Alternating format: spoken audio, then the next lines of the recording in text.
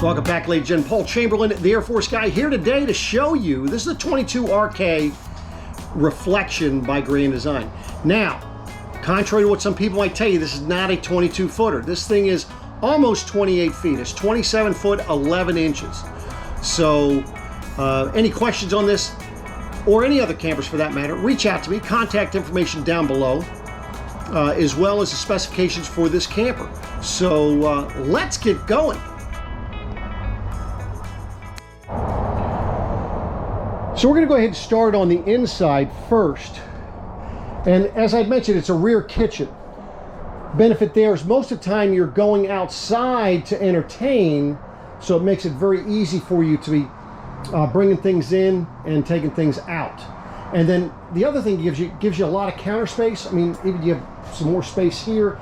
You've got your dinette. But then look at all the cabinets and drawers back here. I mean, and they're not that bad. And you see the depth there. And of course, the one on the other side is going to be the same as this here. You've got more storage up top there. Be careful what you put up there. Get yourself some of those spring bars, something to hold it in, because you certainly don't want things falling out as you're going down the road. Now, these are rather deep drawers here. And there's your deep drawer. Then, of course, you have your storage underneath your sink, which is a good size. And, of course, again, additional drawers there. So that's going to be all on that side. Now, besides that storage there, the next thing you have is you're going to have storage back on this side. You've got a few drawers here, nice little counter space, so you can put some knick-knack stuff, shoes or slippers there, whatever you'd like. Notice the heat duct is up off the floor there, as well as back underneath the dinette booth there. You can see there. Okay. 110 outlet USB ports. By the way, I did not show you the 110 outlets back here. You have right here, as well as you do have a light switch, which I did not have on, for those lights right there. And then another 110 outlet there for you. So you have additional storage where you up next to your TV here, as well as from here. Now, these aren't very deep, but it does go all the way back in there. So they're kind of up there in the air a little bit. You can put some knickknacks up top when you get to where you're going. Dinette does break down to a bed. Your breakers and fuses are right over here, as well as that is your LP leak detector. And of course, you do have your recliners. And the recliners do have a little cubby right there. Now, I have it plugged in just to a battery, so I can't turn on the lights on here, but it does have lights in there and along the floor. But those are true recliners. They'll work well for you. And you've got your refrigerator freezer. This is a 12 volt. Benefit of the 12 volt, you don't need to be level to get it to work. Well, you don't have to be as level as the old RV fridges. And they do cool down like in a couple hours. Forgot to show you your 3-burner cooktop as well as your oven. Notice they have the lights, so you can have the oven light so you can see through the glass, or you can just put these lights on, or you can have them off. But the beauty is, if you accidentally leave one of these on, you can see you're going to know that it's on. These just flip over as such to go up, so very, very simple. And you use this to light them. See, it sparks. Okay, now the thing is, this goes clockwise, not counterclockwise. Keep that in mind. And of course, it is vented to the outside, and you have your microwave above there. So let's go on up into the upstairs. Now, you do have a little switch right here, and that's for this little night light. So either at night, if you're having to go up these steps, you don't have to have the big light on. You actually be able to see where the steps are. Pocket doors, both for the bedroom and for the bathroom. You have the glass doors. And you have another light here. You can set this on a sensor, so that way there in the middle of the night, as you walk in, then it would turn on. It's kind of like a little night light if you wanted to.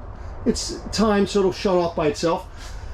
Nice little, this one has the Brazilian imported Italian tile coming from Mexico. So pretty nice. Nice little power vent fan there. I like this kind of fan better than the big fan in the bathroom. For those of you that have had a toilet and you had that thing, you flushed that with the power vent fan going on there, forget about it. Nice big sink, high-rise faucet. You've got some storage back here, good sized medicine cabinet.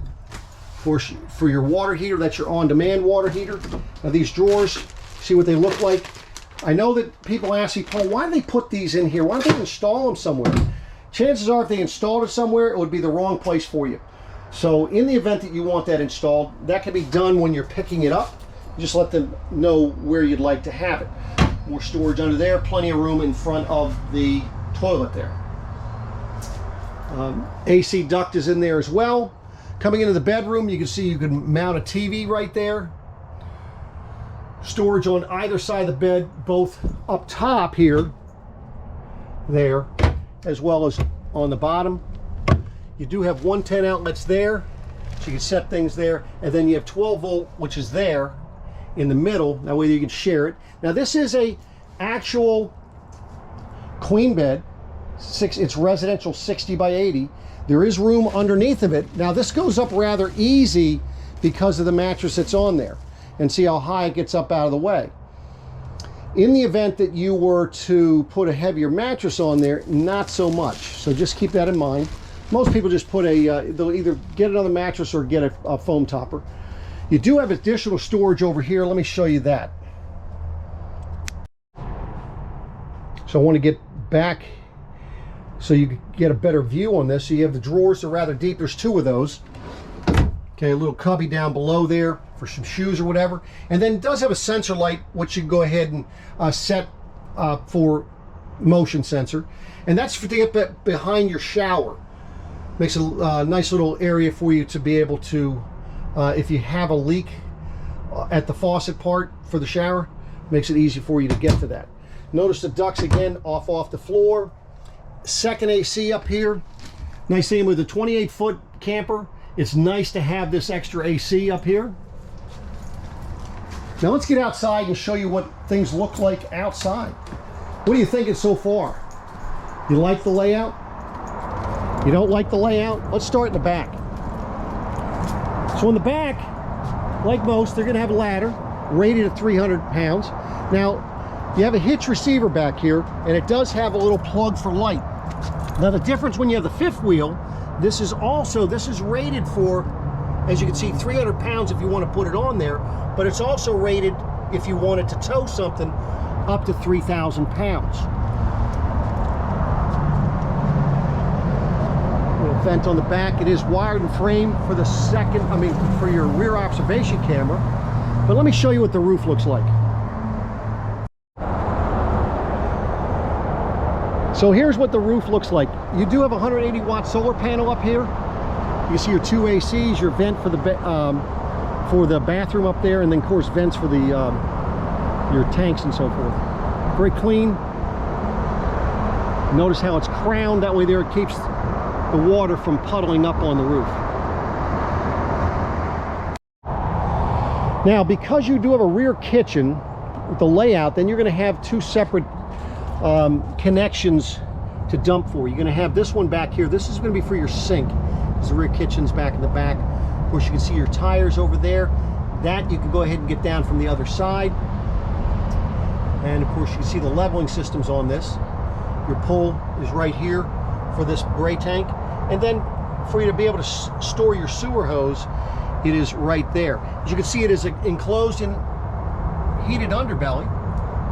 So it gives you extended camping capabilities. And let me get up front here, show you the rest of this. So here's your second discharge. And you do have a light right here that you're gonna be able to turn on. Oh, must be, see, man, I think I'm running out of my battery here. On my battery's dead here. So this is where you're gonna be, your storage. You can see it goes all the way across. Let me go open up that other door. Yeah, so my battery died on this thing that I was using. But anyway, under here, this is where you see how wide your storage is. Good storage. You have the lights on both sides. You can set them for sensor.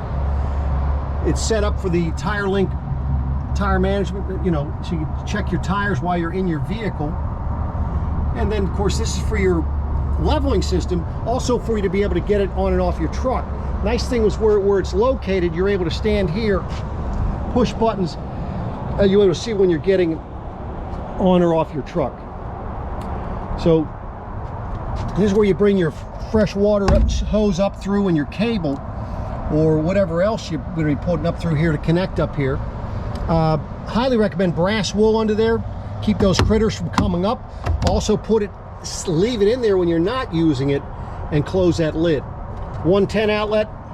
That way there you can charge things in here, or your heated water hose. You have your city water. You have your black tank rinse.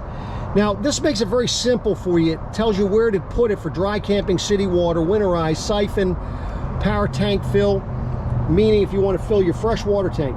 Make sure you don't have pressure on the line when you're changing these things. Get the pressure off it. I know you're probably saying, well, Paul, how the heck do I do that? Let me show you. So there's one of two things you can do to get the pressure off the system. One, you have your low point drains here. So you shut off the water hose, you can open up the low point drains. By the way, open up your low point drains after every trip.